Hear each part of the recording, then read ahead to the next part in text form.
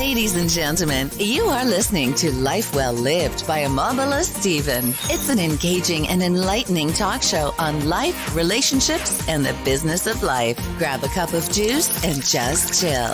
Life Well Lived by Omobola Stephen. Live life. Live fully. This is your host, Omobola Stephen, on Life Well Lived by Omobola Stephen. Now, the show focuses on self-improvement and personal development topics, occasioning experts and professionals who are adept in the topics of personal development and self-improvement. Personal development is a lifelong process, and it's something that we need to embrace in order to get to the life that we're truly meant to live. Today, I have Caroline Ray, who is an executive coach and career strategist. Welcome with me, Caroline. Right. Welcome. Hi, Omobola. Thank you for inviting me on. It's wonderful to talk to you today. Wonderful to talk to you, Caroline. Now, Caroline has helped many experienced professional women to make powerful and aligned career moves. They thought you were 5 years plus away. Now, that sounds incredible. I'm looking forward to a great and enlightening show with you, Caroline, moving forward. Thank you. All right.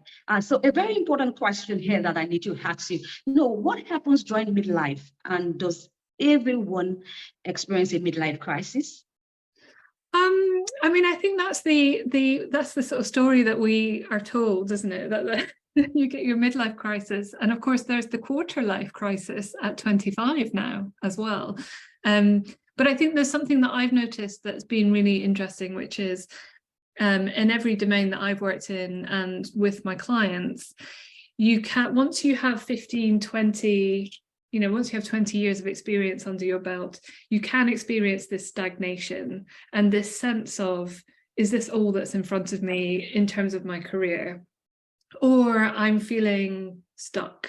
I'm not very satisfied by my career anymore, but I can't really see how to make a move.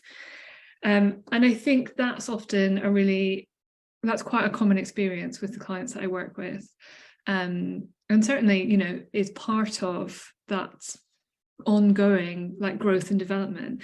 And I think what's interesting, and it'd be interesting to see what you think, Omobola, but I think in my experience, people often feel like that's a bad place to be because it doesn't feel good. It doesn't feel good to be stuck. It doesn't feel good to be lacking energy about your career and your work.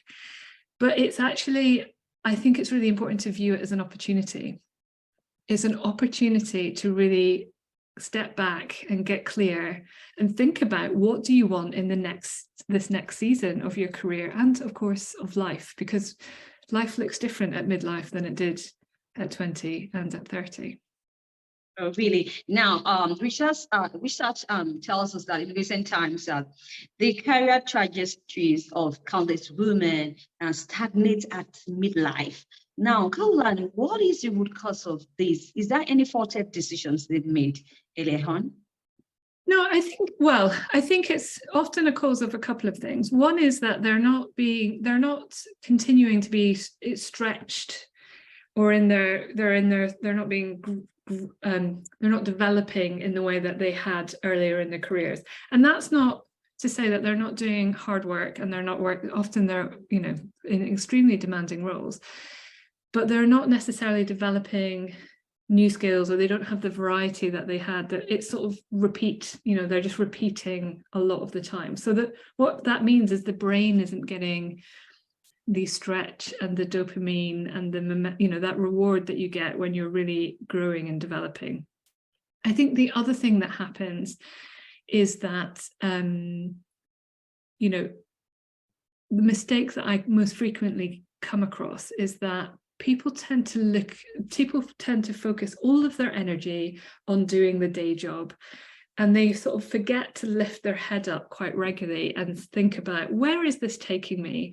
What do I need to do to make sure I'm opening enough doors for my next career opportunity, even if I'm not too sure what that looks like yet?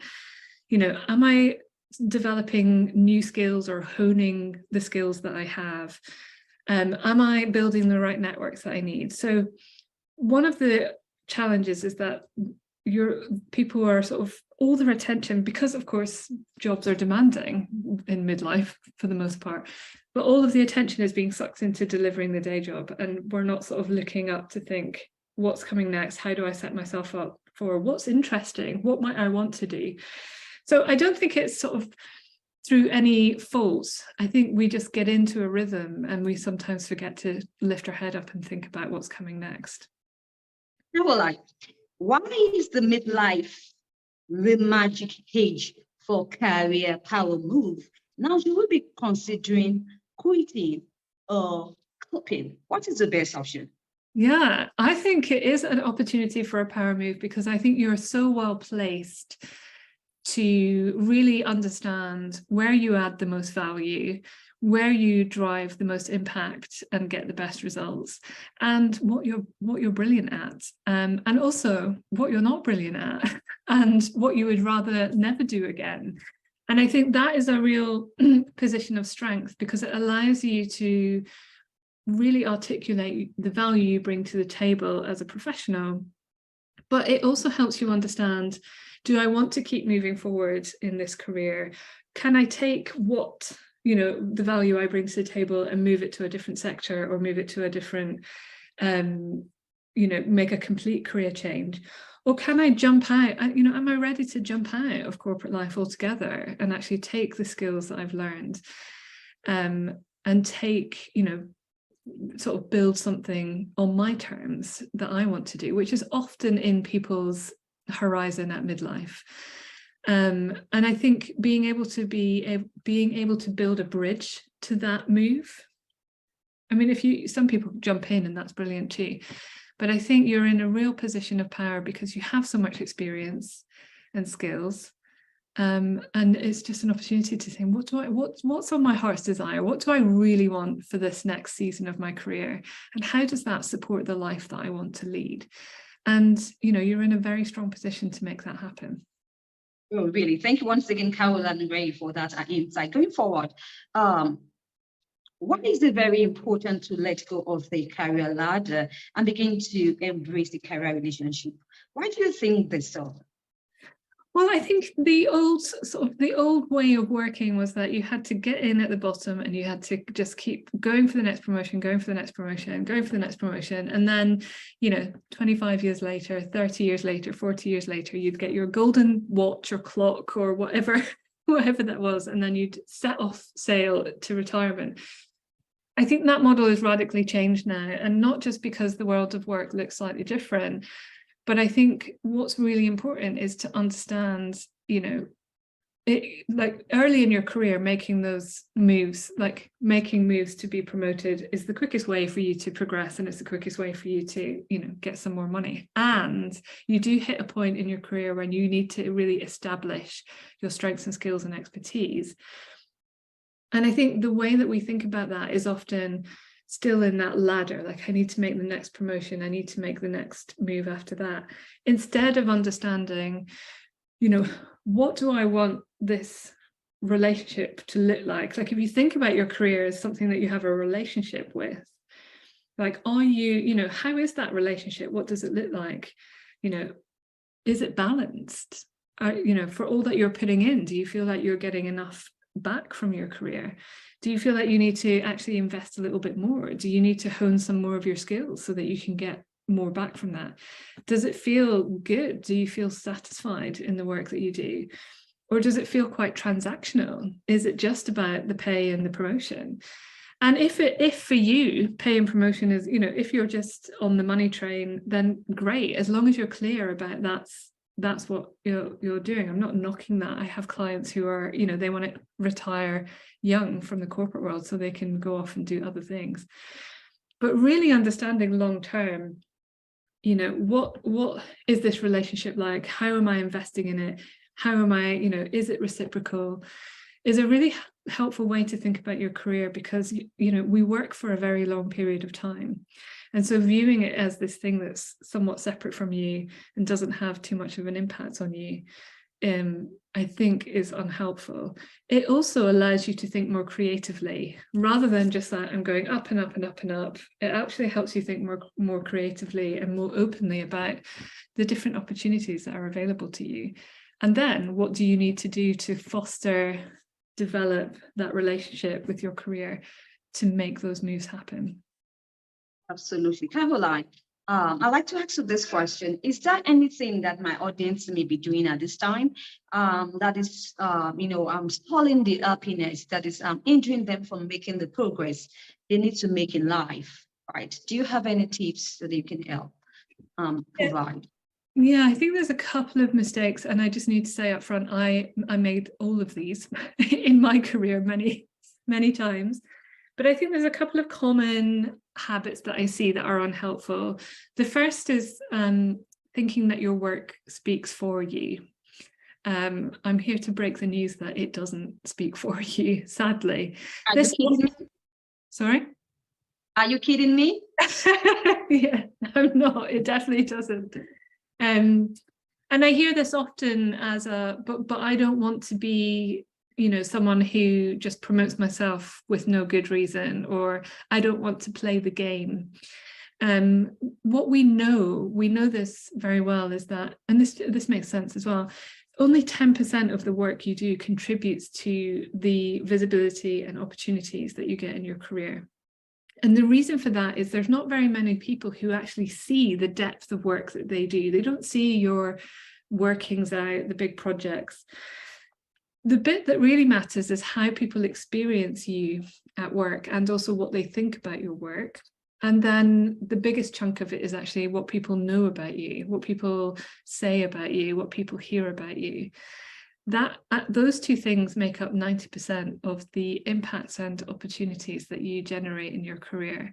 So thinking your work, I'm not saying it's not important to do good work, of course it is, and we want to always be proud of our work, but it doesn't speak for you. And this is a real challenge I see, particularly for people who want to make a shift into a different career or to get that promotion.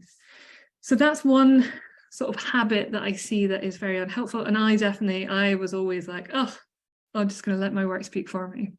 And then I realized it didn't, and it was very upsetting when I discovered that. And then the other one is sort of waiting to be noticed. So waiting for your company to invest in you, waiting for your company to give you opportunities, not asking for those opportunities, not asking for that investment to be made in training, waiting to be recognized, rather than sort of owning your value and highlighting it. So those are a couple of very common mistakes that I see that can be really limiting when it comes to your career. All right. Financial advice, right, is a tool that most midlife women want, but they do not know that it exists. Caroline, this got me thinking, what's the take on this? On financial advice, yeah, I think my take on it is that we don't get any good financial education. I mean, certainly in the UK, there isn't any financial education, in primary school, in high school. And I think for women in particular, it's sort of, you have to go seek it out for yourself, but it's definitely not something, in my experience anyway, no one taught me how to do investing. No one actually told me that was a good idea. And so I've had to learn that late in life. And I think, even negotiating a pay rise, like no one taught me how to negotiate a pay rise. Like I had to figure that out by myself. We're just not taught these things, and it's very disempowering. So I think there's lots of information out there. There's lots of women helping other women around, financial information and education. And I think that's really important, but I definitely go seek it out. I wish I'd done that, much earlier. Oh, right. That's good to know. Thank you once again, Caroline, right, for your incredible insight. Talking about, midlife career, right? Making powerful career shift at midlife. What an intriguing and exciting topic we have today. Caroline, do you have any projects, very important news you'd like to share with my audience? Well, I do have a program coming up that is going to be launching in May that supports midlife women to make those power moves and to work with more ease and less stress. So if you wanted to find out a bit more of that, a great place to start is I have a career audit, which just helps you identify, in the spirit of thinking about your strategy more than your day job, It helps you identify what's going well, and where the gaps are and what you might do about that. So if you wanted to get in contact, drop me a DM on LinkedIn. I know most people are listening. If you're like me, you'll be listening to the podcast in the car or as you're doing your cleaning. So you can drop me a link. You can drop me a DM on LinkedIn, and I can just pop it to you. So.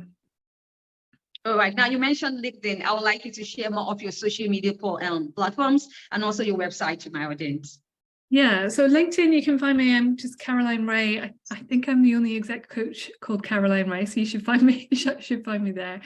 On Instagram, I'm _ Caroline Ray, and then my website is carolineraycoaching.com. Awesome. Any parting words you'd like to share? I think what's my parting word? I guess my sort of secret sauce for my clients is to really take the opportunity to keep checking in with yourself around what do I want in my career, get that clarity, and that can really help guide you. Absolutely. That's a great inspiration from you, Caroline. I wish you the best of luck in all the projects that you embark upon. Thank you, Omobola. Thank you for having me on as well. It's delightful to talk to you today. All right. Thank you once again. Now, if you'd like to catch up with any of these episodes of Life Well Lived by Omobola Stephen, you can do so on any major podcast distribution platforms or cross-promotion platforms to bump into online, and do have an amazing time listening to the show. Perhaps you'd like to be a guest on the show, sharing disruptive mindset conversations on any topics on the personal development and self-improvement. You can mail me at omobolasteven.outlook.com. I'll be looking forward to your mail, and we can have a great show together. I know that would be the change that the world is waiting for.